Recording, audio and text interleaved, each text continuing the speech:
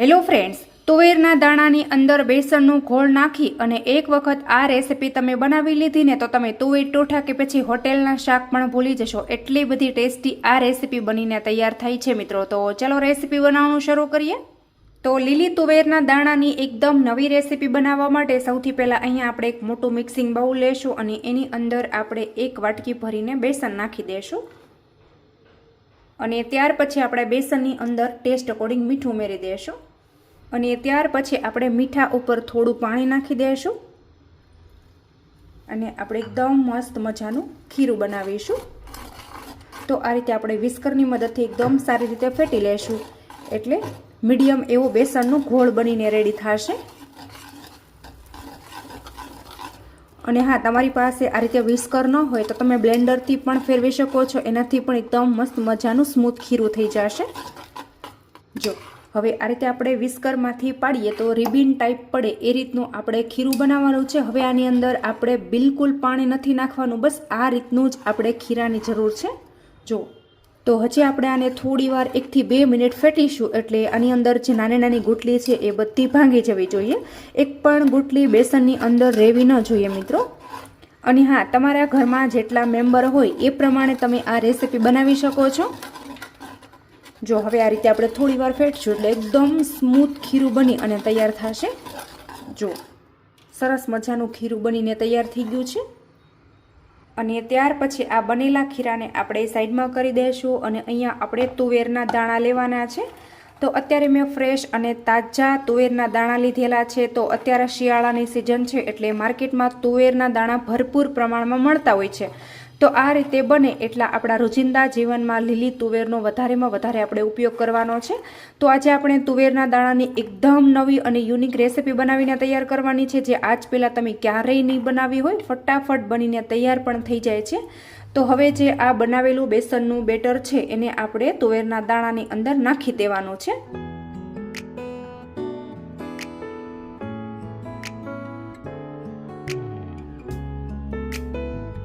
તો બસ અહીંયા આ બંને વસ્તુ એકદમ સારી રીતે મિક્સ થઈ જાય ત્યાર પછી આપણે આને મિક્સર જારની અંદર નાખી અને પીસી લેશું. એકદમ ફાઇન આપણે પેસ્ટ કરી લેશું. તો હવે જુઓ, બેસન અને તુવેરના દાણાને મેં આ રીતે મિક્સર જારમાં લઈ લીધા છે. આ રીતે આપણે ઢાંકણ ઢાંકી પીસી લેશું. તો અહીંયા જુઓ, મેં એકદમ સારી રીતે પીસી લીધું છે. જો આ રીતની કંઈક પેસ્ટ બની અને તૈયાર થઈ છે. અને ત્યાર પછી આ રીતે આપણે એક ઢોકળિયાની પ્લેટ લેવાની છે અને આ રીતે મેં એક જાળી લીધી છે. જાળીની અંદર આ બેટરને આપણે કાઢી લેશું.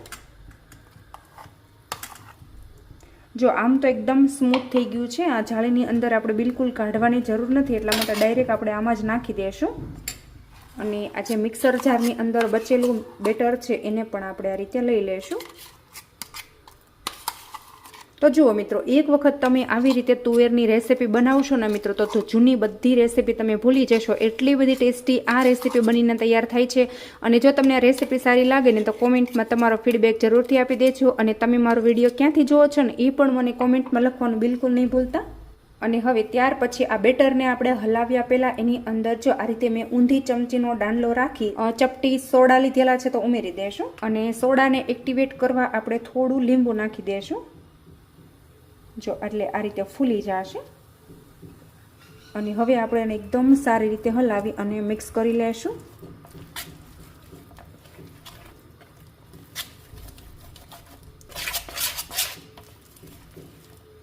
તો બેસનની અંદર ઓલરેડી આપણે મીઠું નાખેલું હતું એટલે મીઠું નાખવાની આપણે જરૂર નથી. તો પણ તમારે ટેસ્ટ કરી અને વધારે કે ઓછું કરવું હોય તો તમે કરી શકો છો. તો આ રીતે આપણે એકદમ સરસ રીતે બેટરને ફેલાવી દઈશું. તો જો આપણે અહીંયા 1/2 ઇંચ જેટલું મીડિયમ એવું પતલું લેયર આપણે રાખવાનું છે. વધારે જાડું બિલકુલ નથી કરવાનું, કારણ કે આપણે આની અંદર સોડા એડ કરેલા છે એટલે આપણે 1/2 ઇંચ જેટલું રાખશું એટલે ઓલરેડી 1 ઇંચ જેટલું તો ફૂલી જશે. જો આ રીતે આપણે રેડી કરીશું. તો બસ અહીંયા આ બનેલા બેટરને આપણે એકદમ સારી રીતે કૂક કરી લેવાનું છે. તો હવે આપણે જઈશું ગેસ તરફ. તો હવે જુઓ, ગેસ ઉપર અહીંયા પાણી મેં પહેલેથી જ ગરમ થવા માટે રાખી દીધેલું છે. અને આ આપણે બેટર ભરેલી ડીશ છે એ આ રીતે આપણે ઢોકળિયાની અંદર ગોઠવી દેવાની છે. અને હવે આ રીતે આપણે ઢાંકણ બંધ કરી દઈશું. અને 10 મિનિટ આને આપણે પરફેક્ટ એવું કૂક કરી લેવાનું છે. 10 મિનિટ જેવો ટાઈમ થઈ જાય પછી આપણે આને ખોલી અને ચેક કરશું. તો હવે જુઓ, લગભગ 10 મિનિટ જેવો ટાઈમ થઈ ગયો છે. અને હવે આપણે ઢાંકણ ખોલી અને જોઈ લેશું. તો જો એકદમ મસ્ત મજાની તુવેર અને બેસનની ઢોકળી બની અને રેડી થઈ ગઈ છે. તો હવે આને આપણે બહાર કાઢી લેશું અને ઠંડી કરી લેશું.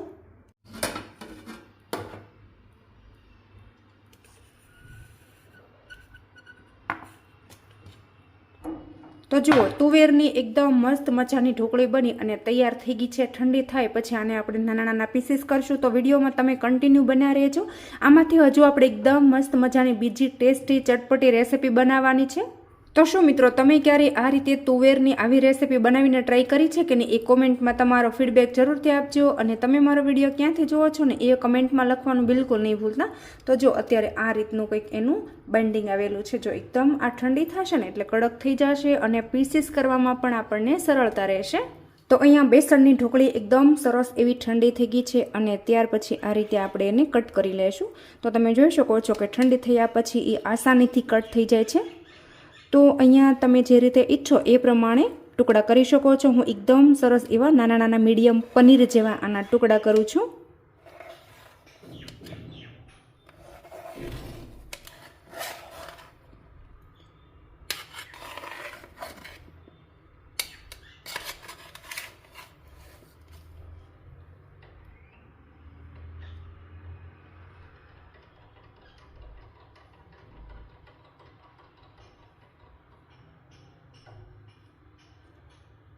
તો જો અહીંયા તમે જોઈ શકો છો કે એકદમ મસ્ત મજાની આપણી ઢોકળી બની અને તૈયાર થઈ ગઈ છે. તો બસ આને આપણે સાઈડમાં કરી દઈશું અને હવે આપણે થોડી આગળની તૈયારી કરી લઈશું. આને તમારે આમ નામ કાચી ઢોકળા તરીકે ખાવી હોય તો પણ તમે ખાઈ શકો છો અને તમારે જો આના ઉપર તડકો કરીને ખાવી હોય તો પણ તમે ખાઈ શકો છો. પણ આજે હું થોડી અલગ રીતે આને બનાવું છું તો વિડીયોમાં તમે કન્ટિન્યુ બન્યા રહેજો. તો હવે જુઓ આ જે ઢોકળી છે એમાંથી એકદમ બે નવી રેસીપી બનાવવાની છે. તો સૌથી પહેલાં અહીંયા આપણે ઢોકળા જેવો વઘાર કરીશું. તો એક વઘારિયાની અંદર આપણે 2 થી 3 ટીસ્પૂન જેટલું તેલ નાખી દઈશું. તો તેલ ગરમ થઈ જાય એટલે હાફ ટીસ્પૂન આપણે રાઈ નાખી દઈશું, તલ નાખી દઈશું, મીઠો લીમડો નાખી દઈશું, લીલા મરચાં અને હવે આપણે ઢોકળી નાખી દઈશું.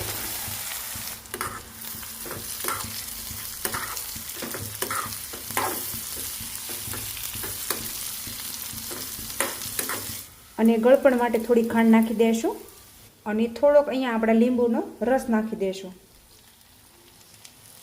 તો બસ તૈયાર છે એકદમ મસ્ત મજાની ખાટી મીઠી ઢોકળી. તો આને આપણે સાઈડમાં કરી દઈશું અને હવે એ જ ઢોકળીમાંથી આપણે બીજી ઢોકળી પણ બનાવી લઈશું. તો એના માટે અહીંયા આપણે એક જાડા તળિયાવાળી કઢાઈ રાખી દઈશું અને હવે એ જ કઢાઈની અંદર આપણે 2 ચમચા જેટલું તેલ નાખી દઈશું. ગેસની ફ્લેમ અહીંયા આપણે ચાલુ કરી દીધી છે અને તેલને આપણે ગરમ કરી લઈશું. તો હવે જુઓ તેલ ગરમ થાય ને એટલે અહીંયા આપણે માપ મુજબ મરચું નાખી દઈશું અને થોડી આપણે હળદર નાખી દઈશું અને એકદમ સરસ રીતે આપણે હલાવી અને મિક્સ કરશું. તો અહીંયા તમે જેટલું તીખું ખાતા હોય એ પ્રમાણે મરચાંનો ઉપયોગ કરી શકો છો. તો મરચું બળી ન જાય ને એનું આપણે ખાસ ધ્યાન રાખવાનું છે. એટલા માટે ગેસની ફ્લેમ છે એ અત્યારે મેં બંધ કરી દીધેલી છે. અને હવે જુઓ અહીંયા મેં મીડિયમ મોળી છાશ લીધેલી છે તો ઉમેરી દઈશું.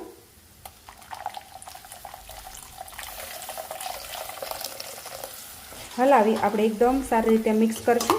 તો એકદમ જાડી એવી દહીં જેવી છાશ અત્યારે મેં લીધેલી છે અને ગેસની ફ્લેમ જો મેં બંધ કરી દીધેલી છે એટલે આપણી છાશ છે એ જરા પણ ફાટશે નહીં. અને હવે આપણે ગેસની ફ્લેમ ચાલુ કરી દઈશું અને ત્યાર પછી થોડું પાણી નાખી દઈશું અને ઢાંકણ ઢાંકી અને આપણે 3 થી 4 મિનિટ માટે મસ્ત મજાના ઉકળી જવા દઈશું. તો હવે આપણે ઢાંકણ ખોલી અને ચેક કરતા જોઈએ તો રસો મસ્ત મજાનો ઉકળી ગયો છે. અને ત્યાર પછી અહીંયા આપણે જે વડી બનાવીને રાખેલી છે એને ઉમેરી દઈશું. તો હવે જુઓ આ વડીને આપણે એમનામ જ પોચી પડવા દેવાની છે. હવે જરા પણ હલાવવાનું નથી. આને આપણે સર્વ કરવાનું થાય ત્યાં સુધી આમનામ જ રહેવા દેશું. રસો આપણે થોડો વધારે રાખવાનો છે કારણ કે આ બેસન છે એટલે આ વડી બધું પાણી છે એ પી જશે.